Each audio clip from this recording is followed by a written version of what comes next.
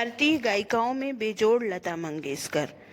यह पाठ कुमार गंधर्व द्वारा लिखा गया निबंध है। इस पाठ में लेखक ने लता मंगेशकर के संगीत के प्रति लगाव का वर्णन किया है।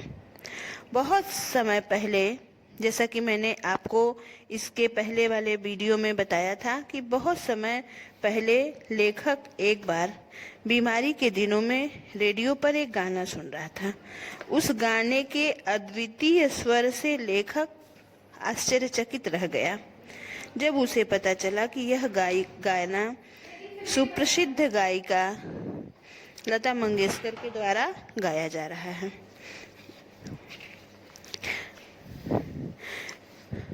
निबंध में कुमार गंधर्व कहते हैं, बरसों पहले की बात है, मैं बीमार था। उस बीमारी में एक दिन मैंने सहज ही रेडियो लगाया और अचानक एक अद्वितीय स्वर, मतलब एक अद्वितीय का तात्पर्य बच्चों ऐसा स्वर जो दूसरा न हो, उस तरह का स्वर कहीं दूसरा न हो। एक अद्वितीय स्वर मेरे कानों में पड़ा। स्वर सुनते ही मैंने अनुभव किया कि यह स्वर कुछ विशेष है, रोज का नहीं है। यह स्वर सीधे मेरे कलेजे से जा भिड़ा। कलेजे से जा भिड़ा का क्या तात्पर्य है? यानी बहुत ही हृदय स्पर्शी रहा। वह स्वर लेखक के हृदय को अपनी ओर आकृष्ट कर लिया। मैं तो हैरान हो गया। मुझे समझ में नहीं आ रहा था कि यह स्वर किसका है। मैं तन्मयता से सुनता ही रहा।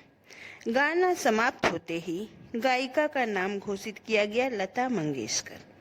नाम सुनते ही मैं चकित हो गया। मन ही मन एक संगति पाने का भी अनुभव हुआ। बच्चों, संगति पाने का कहने का तात्पर्य लेखक का है कि वह गीत सुनते सुनते लेखक को ऐसा प्रतीत हुआ जैसे मानो वह लता मंगेशकर के सानिध्य में बैठे हों और उनका गीत सुन रहे हों। सुप्रसिद्ध गायक दीनानाथ मंगेशकर की गजब गायकी अब एक दूसरा रूप लिए हुए उन्हीं की बेटी की कोमल आवाज में सुनने को प्राप्त हुआ। मुझे लगता है बरसात के भी पहले के किसी चित्रपट का वह कोई गाना रहा होगा। बरसात फिल्म के पहले का वह कोई गीत था। तब से लता निरंतर गाती चली आ रही हैं और मैं भी उसका गाना सुनता जा रहा हूँ। लता के पहले प्रसिद्ध गायिका नूरजहां का संगीत में अपना जमाना था। यानी लेखक लता मंगेशकर के पूर्व की गायिका नूरजहां का वर्णन करते हुए कहते हैं कि नूरजहां की एक अलग ख्याति थी, परंतु उसी क्षेत्र में बाद में आई हुई लता उससे कहीं आगे निकल गई। परंतु अपने गायन की विशिष्टता एवं कोमलता के कारण लता मंगेशकर आज नूरजहां को पीछे छोड़ करके बहुत आगे निकल चुकी हैं। कला के क्षेत्र में ऐसे चमत्कार कभी कभी दिख पड़ते हैं। जैसे प्रसिद्ध सितारिये विलायत खां अपने सितार वादक पिता की तुलना में काफी आगे चले गए थे। कुमार गंधर्व अनेक संगीतकारों का उदाहरण देते हुए लता मंगेशकर की गायकी की श्रेष्ठता को प्रमाणित करते हैं। उन्होंने अपने उदाहरण में प्रसिद्ध सितार वादक विलायत खां का जिक्र किया है, जो अपने पिता से ज्यादा प्रसिद्ध सितार वादक रहे हैं।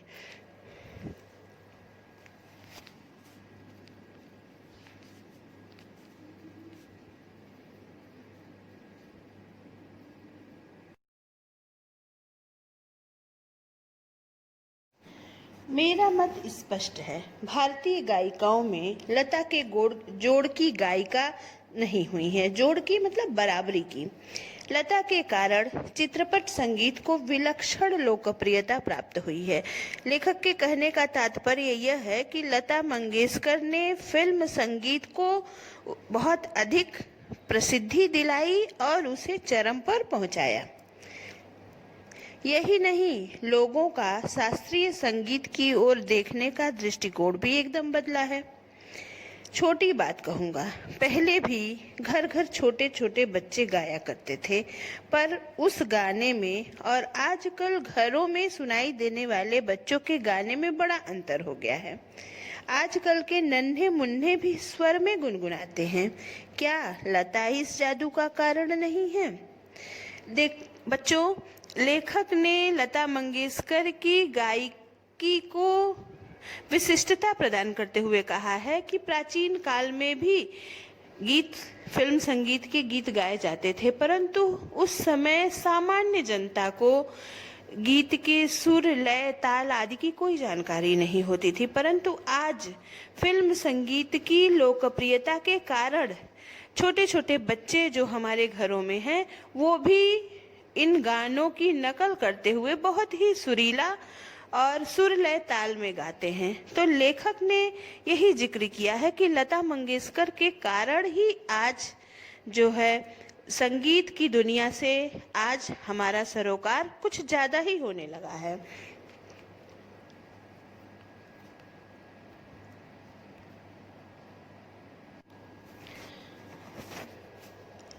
आगे लेखक कहते हैं, कोकिला का स्वर निरंतर कानों में पड़ने लगे तो कोई भी सुनने वाला उसका अनुकरण करने का प्रयत्न करेगा।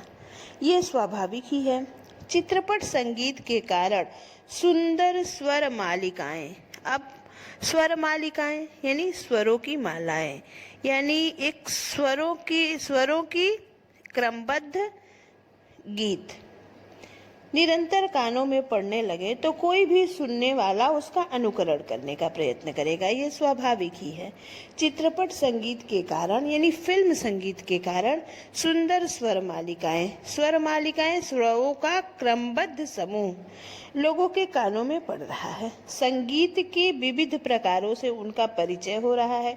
यानी आज हमारे फिल्म संगीत जगत में विभिन्न प्रकार के सुर, लय, ताल या विभिन्न संस्कृतियों से संबंधित गीत, कभी पंजाबी, राजस्थानी, गरबा, डांडिया या भोजपुरी या भिन्न भाषाओं, बंगला, मणिपुरी, असमिया, उड़िया, ये भिन्न भाषाओं में जो प्रचलित गीत हैं उनको तरह तरह से फिल्म संगीत में प्रयोग किया जा रहा है और जन सामान्य उस संगीत को बहुत ही सहजता से स्वीकार कर रहा है और इस कारण लोगों की संगीत विषयक रुचि में अभिवृद्धि हो रही है। संगीत विषयक रुचि मतलब फिल्म संगीत के कारण ही लोग विभिन्न प्रकार की सुर, लय, ताल की लोगों को जानकारी हो रही है और वो संगीत में उनकी रुचि जागृत हो रही है और इस प्रकार लोग संगीत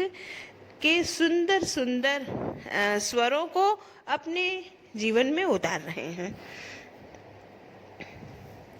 उनका स्वर ज्ञान बढ़ रहा है। सुरीलापन क्या है? लेखक ने सुरीलापन अर्थात ऐसे स्वर जो हमारे हृदय को आकर्षित करें। सुरीलापन क्या है? उनकी समझ भी उन्हें होती जा रही है। तरह तरह की लय के भी प्रकार उन्हें सुनाई पड़ते हैं और आकार युक्त लय के साथ उनकी जान पहचान होती जा रही है। साधारण प्रकार के लोगों को भी उसकी सूक्ष्मता समझ में आने लगी है। इस सब का श्रेय लता को ही जाता है। लेखक कुमार गंधर्व आज फिल्म संगीत के कारण लोगों की संगीत में जो रुचि उत्पन्न हुई है उसका पूरा श्रेय लता मंगेशकर को देते हैं। इस प्रकार उसने नई पीढ़ी के संगीत को संस्कारित किया है। लेखक कहते हैं कि लता मंगेशकर ने आज आने वाली हमारी नई पीढ़ी के संगीत को संस्कारित किया है, अर्थात हमारे नई पीढ़ी में, हमारे बच्चों में संगीत विषयक रुचि जो है वो जागृत करने में लता मंगेशकर की महत्वपूर्ण भूमिका है और सामान्य मनुष्य में संगीत विषयक अभिरुचि पैदा करने में हाथ बटाया है। संगीत की लोकप्रियता, उसका प्रसार मतलब उसको फैलाना, दूर दूर तक उसका प्रचार प्रसार करना और अभिरुचि के विकास का श्रेय लता को ही देना पड़ेगा और संगीत में लोगों की रुचि बढ़ रही है। सामान्य श्रोता को अगर आज लता की ध्वनि मुद्रिका का तात्पर्य बच्चों लिपिबद्ध स्वर लिपि, और शास्त्रीय गायकी की ध्वनि मुद्रिका सुनाई जाएगी। लेखक के कहने का तात्पर्य यह है कि किसी शास्त्रीय संगीत के मर्मज्ञ का कोई एक गीत और लता मंगेशकर का एक गीत अगर एक सामान्य श्रोता को, एक सामान्य व्यक्ति को सुनाया जाता है तो वह लता के ही गीत को पसंद करेगा। गाना कौन से राग में गाया गया, ताल कौन सा है, यह शास्त्रीय ब्यौरा इस आदमी को सहसा मालूम नहीं है। लेखक कहना यह चाहते हैं कि जो सामान्य लोग हैं, वह सामान्य लोग इस बात से उनको कोई मतलब नहीं होता है कि गाने में कौन सा सुर है, कौन सा लय है, कौन सा ताल है, कहाँ आरोह है, कहाँ अवरोह है या उतार चढ़ाव। इन सब चीज़ों से सामान्य जन को कोई मतलब नहीं होता है। उन्हें तो किस एकमात्र चीज़ से मतलब होता है कि गाना कितना सुरीला है, कितना आकर्षक है और कितना भाव प्रधान है। उसे शास्त्रीय ब्यौरे से कोई लेना देना नहीं होता है और इस कारण से लता मंगेशकर ने लोगों में संगीत के प्रति जो रुचि उत्पन्न की है, इसी कारण कुमार गंधर्व फिल्म संगीत के जन जन में लोकप्रिय होने का मुख्य श्रेय लता मंगेशकर को देते हैं। यह शास्त्रीय ब्यौरा इस आदमी को सहसा मालूम नहीं रहता। उसे इससे कोई मतलब नहीं है कि राग मालकोस था और ताल त्रिताल। मालकोस एक ऐसा एक राग है तो उसे तो चाहिए वह मिठास जो उसे मस्त कर दे और जिसका वह अनुभव कर सके, और वह स्वाभाविक है।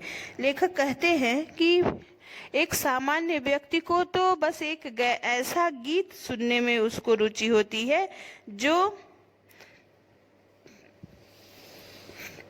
उसके हृदय को आनंद प्रदान करे। वह किस राग में है, किस ताल में है, इससे उसको कोई लेना देना नहीं होता है, क्योंकि जिस प्रकार मनुष्यता है तो वह मनुष्य है, वैसे ही गानपन है तो वह संगीत है।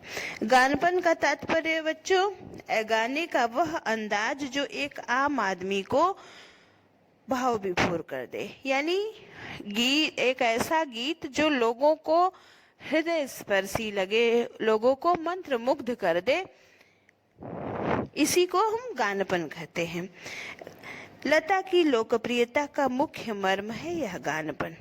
लेखक कहते हैं कि लता के संगीत की सबसे प्रमुख विशेषता उसका गानपन है, अर्थात हृदय को मंत्रमुग्ध कर देने की क्षमता जो है वो लता के संगीत की सबसे प्रमुख विशेषता है। और उसके अतिरिक्त दूसरी विशेषता है उसके स्वरों की निर्मलता, यानी लता के स्वर इतने कोमल हैं कि वो सुनने वाले व्यक्ति के हृदय को सहज ही भाव विभोर कर देते हैं। उसके पहले की पार्श्व गायिका नूरजहां भी एक अच्छी गायिका थी। लेखक कहते हैं कि उनके पहले नूरजहां एक अच्छी गायिका थी, इसमें कोई संदेह नहीं। फिर भी उनके गाने में एक मादक उत्तान दिखता है। एक मादक उत्तान का तात्पर्य बच्चों एक बहुत ऊंची आवाज, बहुत ऐसी आवाज जो कानों में कर्कशता की तरह से प्रतीत हो, तो एक मादक उत्तान यानी बहुत ज्यादा ऊंची आवाज में गाती हैं। वहीं उनके विपरीत लता के स्वरों में कोमलता और मुग्धता है। ऐसा दिखता है कि लता का जीवन की ओर देखने का दृष्टिकोण है, वही उनके गायन की निर्मलता में झलक रहा है। लेखक यह कहना चाहते हैं कि व्यक्ति का व्यक्तित्व जैसा होता है वैसे ही उसके स्वभाव भी बन जाता है। चूंकि लता का जीवन के प्रति दृष्टिकोण बहुत ही सरल एवं सहज है, बहुत ही कोमल है, इसलिए उनके स्वरों में वो कोमलता विद्यमान है। हाँ, संगीत दिग्दर्शकों ने उसके स्वर की इस निर्मलता का जितना उपयोग कर लेना चाहिए था उतना नहीं किया है।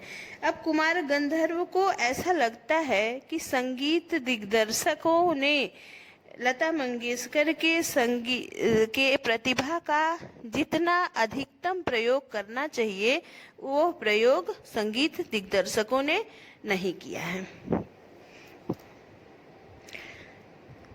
यदि मैं संगीत दिग्दर्शक होता तो लता को बहुत जटिल काम देता, ऐसा कहे बिना नहीं रहा जाता। लेखक कहते हैं कि यदि मैं संगीत दिग्दर्शक होता तो मैं लता मंगेशकर को और भी अधिक कठिन काम देता, क्योंकि लता के अंदर वह क्षमता थी कि वह क्लिष्ट से क्लिष्ट गाने को भी सुंदर से सुंदर और कोमल आवाज में प्रस्तुत कर सके। ऐसा कहे बिना नहीं रहा जाता है। लता के गाने की एक और विशेषता है उसका नादमय उच्चार। नादमय उच्चार यानी उसकी आवाज में एक एक उतार चढ़ाव है। उसके गीत के किन्हीं दो शब्दों के अंतर को बहुत ही सुंदर ढंग से स्वरों के आलाप से भरा है। यानी लेखक कहना यह चाहते हैं कि यदि दो स्वरों के बीच में कुछ अंतर है तो उसको आलाप के द्वारा लता मंगेशकर ने इतनी सुंदर ढंग से उसको भरा है कि सुनने वाले श्रोता को वह खालीपन नहीं खटकता है और ऐसा प्रतीत होता है जैसे दोनों शब्द विलीन होते होते एक दूसरे में मिल गए हैं। यह बात पैदा करना बहुत कठिन है, परंतु लता के साथ यह बात अत्यंत सहज एवं स्वाभाविक हो जाती है। लेखक कहते हैं कि लता मंगेशकर अपने गीतों के माध्यम से बहुत ही सहज एवं स्वाभाविक ढंग से इस चीज को अपने गायन में वो उतार देती हैं।